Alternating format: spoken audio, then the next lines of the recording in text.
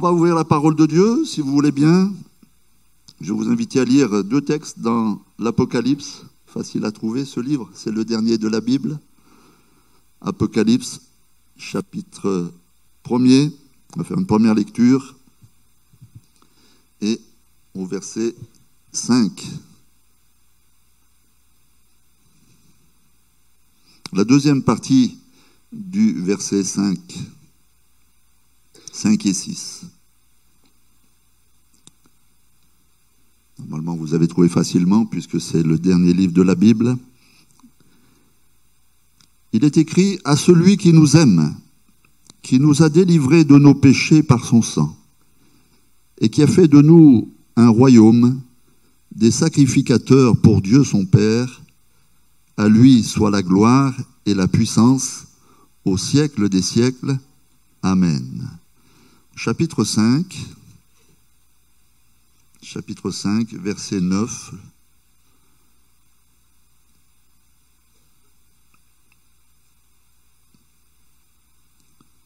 Il est parlé de 24 vieillards. Il est dit qu'ils chantaient un cantique nouveau en disant « Tu es digne de prendre le livre et d'en ouvrir les sceaux, car tu as été immolé, et tu as racheté pour Dieu par ton sang des hommes et des femmes, de toute tribu, de toute langue, de tout peuple et de toute nation. Tu as fait d'eux un royaume et des sacrificateurs pour notre Dieu, et ils régneront sur la terre. » Amen. Quand Jean, l'apôtre Jean, a reçu ce message directement du ciel, on sait qu'il le dit au début, il était en prison sur une île grecque appelée Patmos. Il pouvait peut-être avoir la pensée que l'évangile était en difficulté. Lui-même était arrêté et emprisonné à cause de sa foi. Le monde grec et romain de l'époque cherchait à éradiquer cette nouvelle foi chrétienne, dite chrétienne, et le voici, lui, en prison.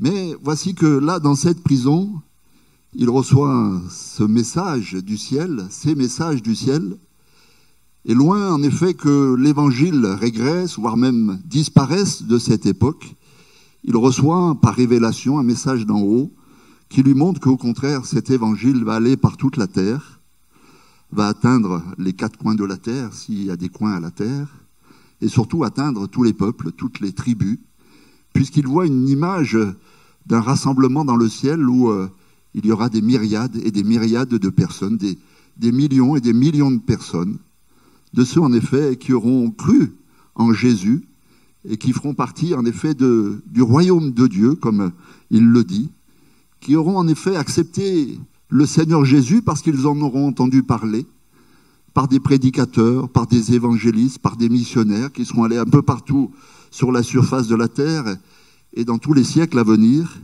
Et ainsi, il va y avoir un grand rassemblement de ceux et celles qui auront accepté la personne de Jésus. Et il dit en effet, tu as fait d'eux un royaume, tu as fait de nous même un royaume, c'est-à-dire une situation où Dieu est le roi, il reste le roi. Nous sommes ses sujets. En effet, c'est important de considérer cela. Aujourd'hui, dans l'époque que nous vivons, il y a des chefs, il y a des gouvernements, etc., qui passent les uns après les autres. Mais il y en a un qui demeure, chef de son royaume, roi de son royaume, c'est notre Dieu, c'est Jésus, et nous sommes ses sujets. Et puis, il rajoute aussi, tu as fait de nous des sacrificateurs pour Dieu, ton Père. Et ce mot-là revient 2 fois. Je ne sais pas si vous avez fait attention. Dans la première lecture que nous avons faite et dans la deuxième, il y a ce mot qui revient. Alors, un petit peu étonnant pour nous, on aurait pensé que Jean l'apôtre aurait utilisé des mots plutôt du Nouveau Testament. Sacrificateur, dans le Nouveau Testament, on en entend parler, mais pas d'une manière positive. Sacrificateurs, c'est toujours ceux qui s'opposent aux disciples et aussi à Jésus, n'est-ce pas? Il y en a bien quelques-uns qui, en effet, dans le livre des Actes, se convertissent, mais néanmoins, le mot sacrificateur est associé à une certaine hostilité vis-à-vis de Jésus, vis-à-vis des chrétiens. Alors, on aurait pu penser que, eh bien, Jean aurait pu utiliser un autre mot que sacrificateur. Plutôt que de dire, tu as fait de nous des sacrificateurs, il aurait pu dire, tu as fait de nous des chrétiens, tu as fait de nous des disciples, des croyants, enfin bref, autre chose. Mais je crois que c'est sciemment que ce message est venu de ciel avec ce mot, sacrificateur. Il nous renvoie à quelque chose, à un terme de l'Ancienne Alliance. Pour bien le comprendre, il faut revenir dans l'Ancien Testament. Alors je vous invite ce matin de faire un retour dans l'Ancien Testament et de voir la valeur de ce mot sacrificateur. Dans l'Ancienne Alliance, le sacrificateur, comme son nom l'indique, c'est celui qui a la charge de faire les sacrifices. Il sert Dieu dans un lieu bien particulier, qu'on appelle le sanctuaire, etc. Il a aussi un rôle d'enseigner la loi au peuple, et puis il avait un rôle aussi de celui qui consulte Dieu pour le peuple. On pourrait croire qu'en effet, eh bien, ce rôle-là, il était pour celui de l'Ancienne Alliance, mais quel est le lien avec la Nouvelle Alliance? Pourquoi Jean utilise ce mot-là? Alors, si vous voulez bien, on va projeter une photo de ce sanctuaire. Voilà. Pour vous donner un petit peu une image. Peut-être les plus anciens ont fait des études sur le sanctuaire, hein, avec tous les détails, et il y en a des détails, copieux. Peut-être certains au milieu de nous découvrent à quoi ressemblait le sanctuaire de l'époque. Peut-être pour certains, c'est une nouveauté. Alors on va remettre un peu ça au goût du jour ce matin. Ce sanctuaire, ce lieu qui était censé être, et il l'était, représenter et même manifester, concrétiser la présence de Dieu au milieu de son peuple. Elle était là concrètement matérialisée par cette colonne blanche là que vous voyez qu'on appelait la nuée. La présence de Dieu était là, d'accord? Et tout le peuple qui était autour, hein, et que vous voyez là sur cette photo, manifesté par des tentes autour de ce périmètre, fermé par des toiles, eh bien tout le peuple voyait la présence de Dieu. Et il pouvait en effet se dire, du matin jusqu'au soir, puisque la nuit, cette nuée blanche se transformait en lumière, Dieu est au milieu de nous. Alléluia, c'était glorieux, c'était glorieux. Dieu qui nous a libérés, en effet, n'est-ce pas, qui nous a délivrés des Égyptiens, qui nous a accompagnés, qui nous a soutenus, qui nous a bénis pendant tout notre périple, il est véritablement au milieu de nous. Amen. Amen.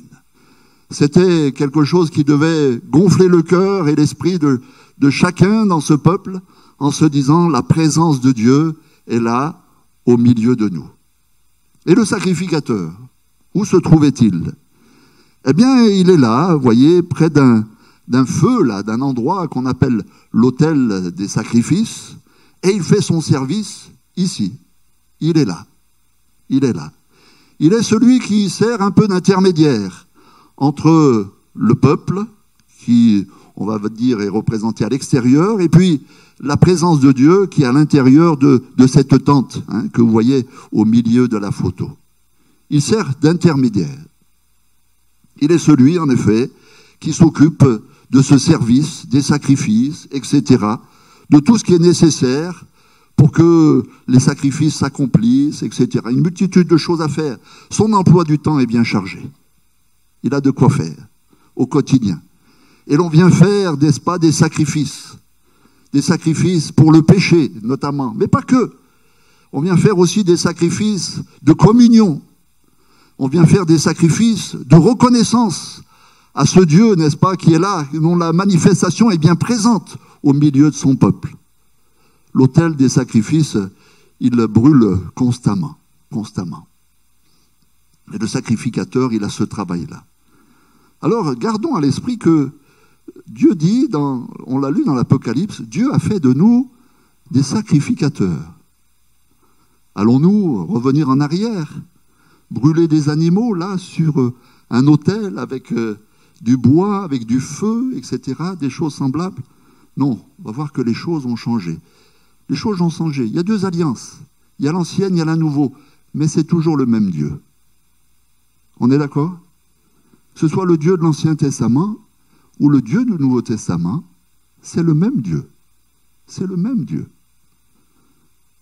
Et ce temple, ce temple un peu mobile, qui est en matière souple, vous voyez, il y a beaucoup de tissus, il y a des toiles, etc., c'est démontable, nous montre que, en effet, si on veut atteindre la présence de Dieu, qui est manifestée par la nuée, eh bien, il y a comme un chemin à faire. Il y a des étapes.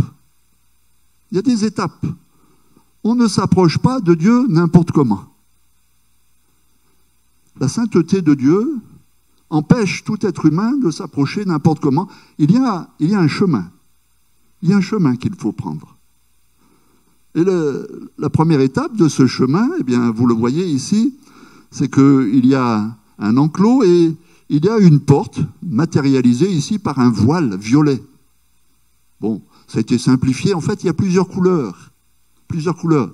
Mais pour nous dire qu'il n'y a qu'une seule porte. Il n'y a qu'une seule porte. Il faut passer par là. Il n'y a pas une porte bis. Il n'y a pas une troisième porte. Si on veut s'approcher de Dieu, il faut passer par la porte. La porte. D'accord? Et l'être humain, eh bien, qui passe par cette porte, première chose qu'il voit, waouh, c'est un feu, c'est un lieu terrible, l'autel des sacrifices. Imaginez un petit peu la scène là, hein, c'est brûlant, ça chauffe, ça sent l'odeur de la viande grillée, n'est-ce pas? Alors je sais que certains apprécient particulièrement, hein, le mouton grillé, le bœuf grillé, etc. Mais néanmoins, quand même, c'est un lieu, c'est un endroit terrible. Ça brûle, ça chauffe. Et pourtant, c'est la première chose que voit celui qui veut rentrer dans la présence de Dieu. Le voile s'ouvre, hop, il tombe là-dessus. L'autel des sacrifices. Pour lui rappeler que, mon ami, tu ne pourras pas aller plus loin si d'abord, il n'y a pas quelque chose là qui vient régler le problème de ton péché. Tu ne peux pas aller plus loin et t'avancer dans la présence de Dieu sans avoir réglé sérieusement le problème de ton péché personnel. Car la Bible nous dit, tous ont péché et sont privés de la gloire de Dieu. On ne peut pas atteindre la gloire de Dieu, la présence de Dieu, à cause de notre péché. Il faut régler le problème du péché. Et ceux de l'époque en étaient bien conscients. C'était clair. Ils devaient offrir un sacrifice pour le péché. Un animal, n'est-ce pas, qui prenait leur place sur cet autel des sacrifices. Un animal qui mourait à leur place pour prendre la peine de leur péché, la dette de leur péché. Il en est de même encore aujourd'hui. Sauf que ce n'est pas un animal qui nous rachète de notre péché. Nous l'avons lu ensemble. C'est Jésus, par son sacrifice unique, qui nous a rachetés de notre péché, qui nous a rachetés pour Dieu, qui a tout accompli, là, en donnant sa vie, tel un agneau, n'est-ce pas, muet devant ceux qui le tondent, n'est-ce pas? Il a offert sa vie en sacrifice pour chacun d'entre nous, une fois pour toutes, mais ce sacrifice était nécessaire. Il fallait un sacrifice. Jésus est notre sacrifice, n'est-ce pas? C'est lui qui nous rachète, à condition que, bien sûr, on vienne à lui en disant « Je suis un pécheur. J'ai péché. J'ai besoin d'être pardonné. J'ai besoin d'être réconcilié avec Dieu. J'ai besoin de ton sacrifice, Jésus, sans lequel je ne peux pas aller plus loin. Je ne peux pas aller à l'étape supplémentaire. C'est incontournable. Alors je sais qu'aujourd'hui, c'est peut-être un peu compliqué de parler de péché. On dit, On nous dit à nous pasteurs, vous culpabilisez les gens. Non, on ne culpabilise pas les gens, n'est-ce pas? On rappelle simplement le chemin que Dieu a voulu pour tout être humain. Il faut passer par la croix. Il faut passer par cette étape incontournable, au moins une fois dans sa vie. Est-ce que vous l'avez fait, frères et sœurs? Et peut-être s'il y a des amis au milieu de nous. Est-ce que vous avez eu ce rendez-vous une fois dans votre existence où vous vous êtes retrouvé devant le sacrifice de Jésus qui meurt à votre place, qui meurt pour vos péchés? Est-ce que c'est un rendez-vous que vous avez eu ou pas? Alors ce matin, c'est l'occasion. C'est l'occasion d'avoir ce rendez-vous. Il le faut. Il est incontournable. Tous sont péchés et sont privés de la gloire de Dieu. On ne peut pas aller plus loin si on ne passe pas par la croix de Jésus. Si on ne comprend pas à un moment dans notre existence que oui, on est pécheur.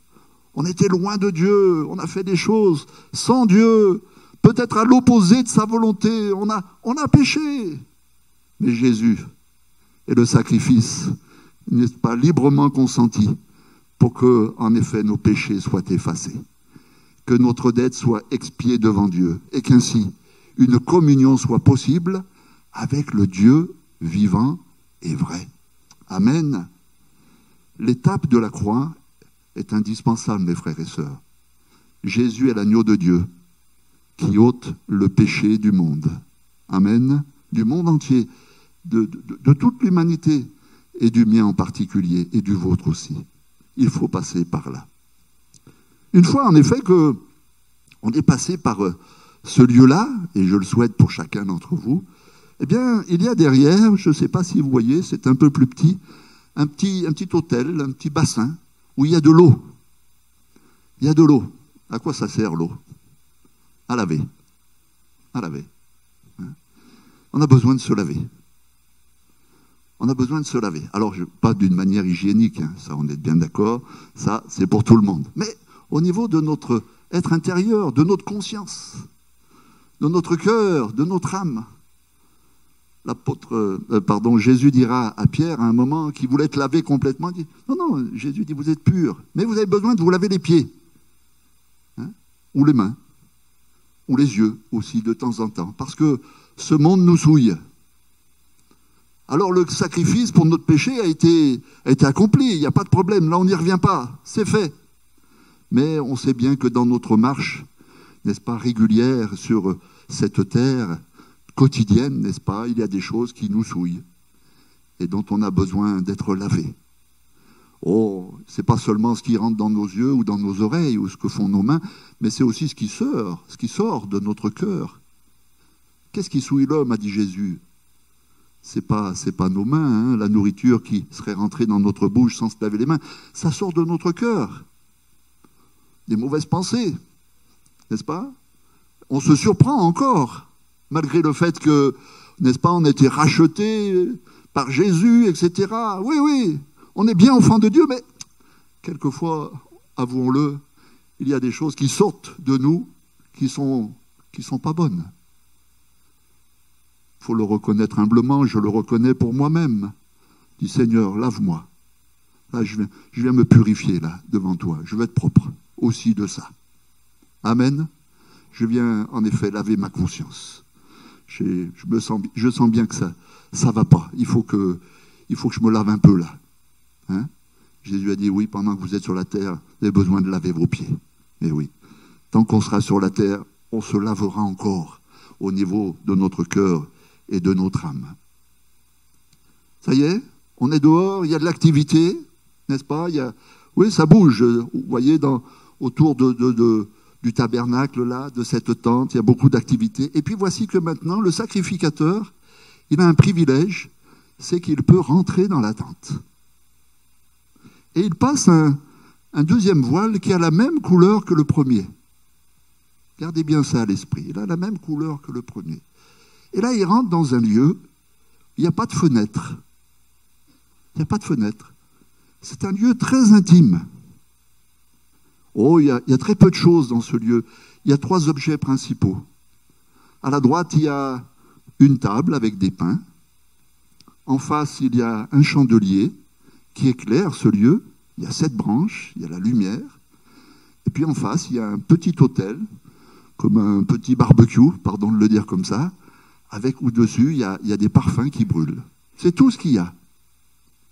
Mais pourtant, c'est un lieu intime pour le sacrificateur.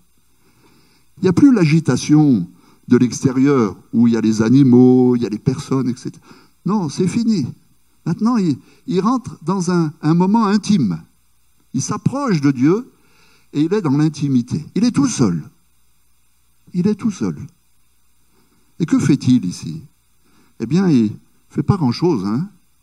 Il se nourrit des pains qui sont là. Il entretient le chandelier. Et puis, il brûle quelques parfums devant un autre rideau encore, devant Dieu, on pourrait dire. Alors, quel est le sens de tout cela pour nous aujourd'hui? Le pain qui est là, on le comprend. Hein. Jésus n'a-t-il pas dit qu'il est le pain de vie? Et puis, l'homme ne vivra pas de pain seulement, mais de toute parole qui sort de la bouche de Dieu. Elle est où cette parole? Elle est là, hein, dans la Bible. Dans la Bible. Autant le sacrificateur se nourrissait de ce pain-là, autant nous, qui sommes des sacrificateurs, comme Jean le dit, nous avons un autre pain. C'est la parole de Dieu, la Bible, qui devient pour nous une nourriture. Une nourriture. Vous avez une bonne Bible chez vous? J'invite tout chrétien, je ne fais pas la pub pour la librairie là-bas, hein, mais j'invite toute famille à avoir une bonne Bible. Alors, qu'est-ce que j'entends par bonne Bible?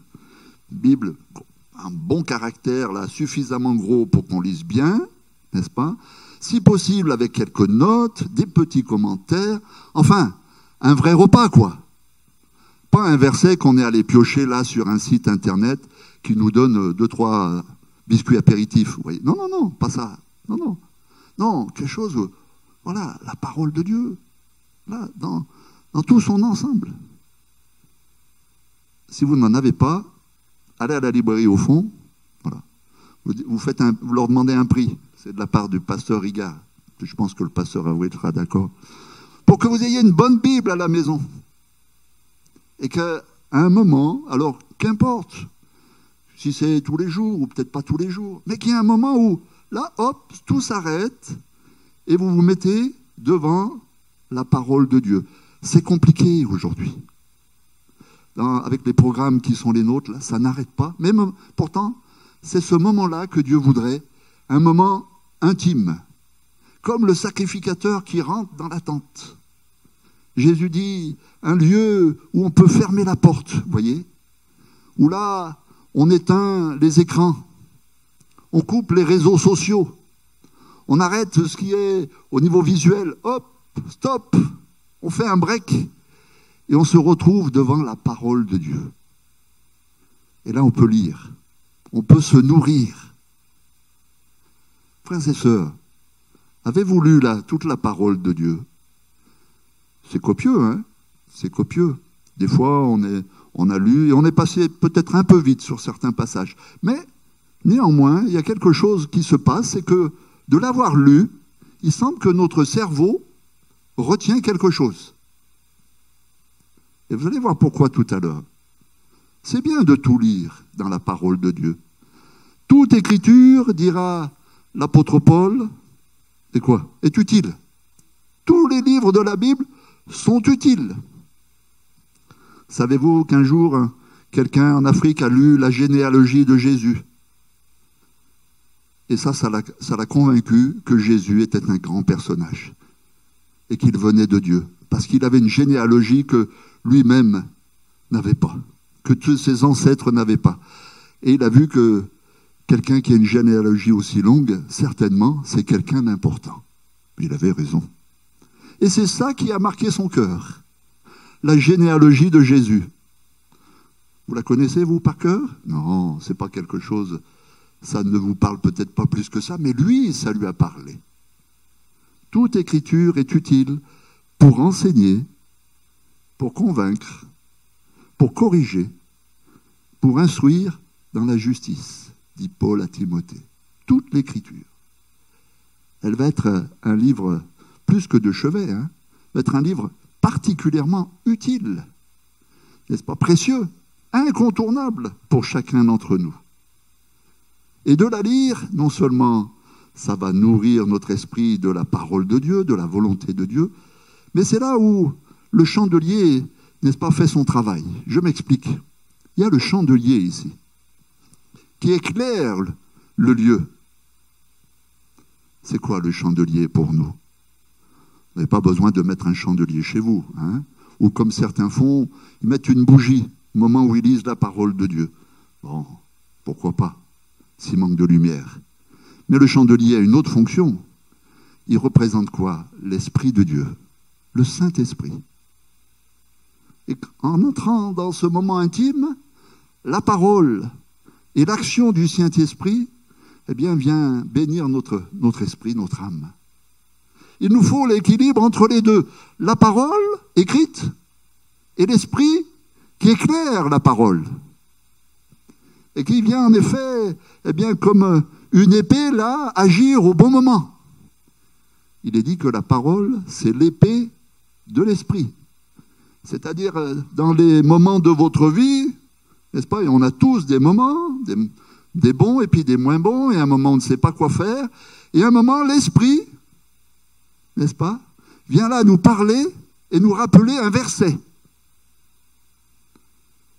Un moment où on en a besoin, mais faut-il encore l'avoir lu ce verset? Si on ne l'a pas lu, l'esprit ne nous rappellera rien. Mais si on a lu ce verset, et c'est là où, en effet, eh bien, il y a le travail de la lecture, à un moment dans notre vie où on a besoin d'une direction de Dieu, d'un conseil de Dieu, paf, le Saint-Esprit, qui est vivant, et qui rend vivante cette parole, eh bien, vient rendre vivant ce verset, et puis d'un coup, tout s'éclaire pour nous. Voilà la réponse. Voilà la réponse que j'attendais. J'avais besoin de ça. Paf, le Saint-Esprit vient nous donner la solution. L'avez-vous expérimenté cela? Ah, je vous le souhaite, frères et sœurs. Je vous le souhaite. N'allez pas chercher n'importe où, n'importe comment. Non, non. Lisez toute la parole de Dieu et croyez que le Saint-Esprit fait son travail. Il est là, la lumière, qui rend vivante cette parole. Amen. On en a tous besoin. On en a tous besoin. Et puis après cela, il y a ce petit autel où il y a, eh bien, en effet, il nous est dit des parfums qui sont brûlés. On recoupe ça avec un verset de la parole de Dieu qui dit que ces parfums qui montent devant Dieu, ce sont les prières des saints. Ce sont les prières des saints. Parce que dans ce moment intime, et on peut bien comprendre, où on est avec notre Dieu, il y a des prières qui montent. Mais pas que des prières. Il y a aussi de la louange. Il y a aussi de l'adoration. D'ailleurs, lorsqu'on prie Dieu, savez-vous que notre prière est une adoration? Parce que la Bible nous dit que votre Père, il sait de quoi vous avez besoin, avant même que vous lui demandiez. Donc ça déjà, c'est une assurance. Donc si je sais que mon Père sait, je le remercie, je lui rends grâce, je l'adore, n'est-ce pas? Je dis, Seigneur, merci, je crois que tu as tout prévu, je crois que tu sais ce que tu vas faire, n'est-ce pas? Je te fais confiance, je t'adore, je suis reconnaissant, tu vas agir, amen. Et Jésus dit, ne multipliez pas les vaines paroles, ça ne sert à rien. Par contre, soyez reconnaissants. Et que là, devant Dieu, eh bien, ça soit comme un parfum qui monte devant le Seigneur. Amen. Il reste encore un voile. C'est le troisième voile. Il est sensiblement, je n'ai pas regardé en détail, mais je crois que le directeur de l'Institut, c'est le même que les deux autres. Et derrière, il y a la présence de Dieu. 3 voiles successifs. Alors quand j'ai vu ça, je me suis dit, mais est-ce que ça ne correspond pas à un verset de la parole de Dieu, ça, qui est aussi dans le livre de Jean, et il semble que Jean fait bien le lien entre l'Ancien Testament et le Nouveau. Un verset qui nous dit que pour atteindre la présence de Dieu, il faut passer par Jésus, qui est le chemin, premier voile, la vérité, deuxième voile, et la vie, troisième voile. Sinon, nul ne vient au Père que par moi. Moi, ça me va bien ce verset. Tout est dit. Tout est dit. N'est-ce pas? Ce sanctuaire-là de l'Ancienne Alliance, eh bien, si je peux dire ainsi, il est remplacé par la personne entière de Jésus. Tout est en lui. Tout est en lui. C'est lui, n'est-ce pas, le chemin, la vérité et la vie. Et si en effet on ne veut pas passer par lui, eh bien on n'atteindra pas le Père. On n'atteindra pas Dieu. Alors ce matin, vous avez compris, n'est-ce pas, que ce message, ce sanctuaire de l'Ancienne Alliance, il est encore d'actualité, mais il se résume dans la personne de Jésus, qui nous donne la même capacité, si je peux dire ainsi, c'est d'atteindre Dieu. Et ce matin alors, je voudrais vous poser quelques questions. Où en êtes-vous? Où êtes-vous? Est-ce que vous êtes à l'extérieur et que vous cherchez encore la porte? Il y en a qui aimeraient bien rentrer par une autre porte que par celle de Jésus. Et pourtant, il n'est pas possible. Il n'est pas possible d'atteindre Dieu sans Jésus. Et dans un monde aujourd'hui où, en effet, on voudrait essayer de rassembler tout le monde en disant « mais il y a beaucoup de chemins qui mènent à Dieu ». Il y a beaucoup de chemins qui voudraient s'approcher de Dieu, qui voudraient atteindre Dieu. Mais la parole de Dieu me dit qu'il y a un seul chemin. N'est-ce pas? Il n'y en a pas d'autre. Il faut passer par la porte qui est unique. Il n'y a pas une deuxième, une troisième ou une quatrième porte. Il n'y en a qu'une. C'est Jésus. Mon ami, crois que Jésus est la seule porte qui va te permettre de t'approcher de Dieu. Accepte avec humilité cette réalité-là. Il n'y a pas un autre nom par lequel nous devions être sauvés. Il n'y a pas un autre nom qui nous permet véritablement d'atteindre la personne de Dieu, si ce n'est Jésus. Après, peut-être as-tu accepté Jésus et tu es là sur cette place où les sacrifices sont faits et tu crois dans le sacrifice de Jésus.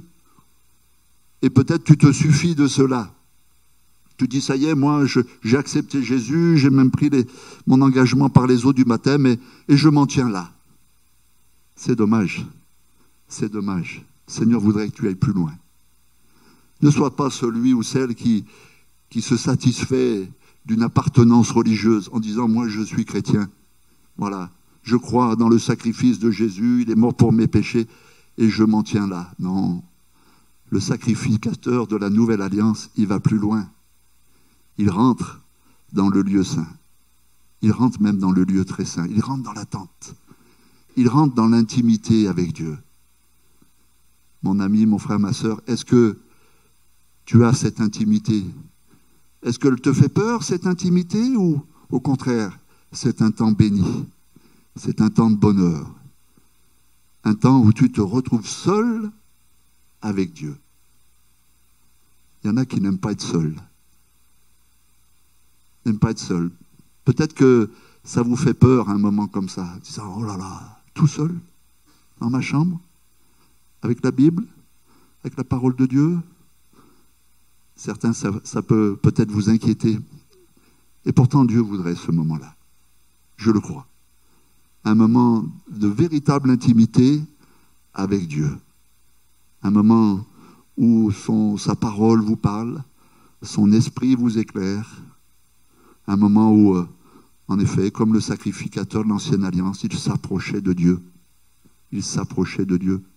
Qu'importe quand, c'est le matin, le soir, peut-être pas tous les jours, selon votre calendrier, qu'importe, mais à un moment, ça peut être même dehors, dans la nature. Ne faites pas seulement, je vais le dire au pasteur aussi, pardon pasteur, il n'y a pas que ce lieu où on peut s'approcher de Dieu. Vous êtes d'accord avec ça? Il n'y a pas que ici, dans ce lieu. Non, non. Merci Seigneur pour ce lieu. C'est important. On vient aussi s'encourager, se fortifier. On vient aussi ensemble apporter une louange à Dieu. Mais il y a aussi des moments personnels. Des moments personnels. Ne les fuyez pas. Qu'ils ne vous fassent pas peur. Mais prenez-les, ces moments. Prenez-les.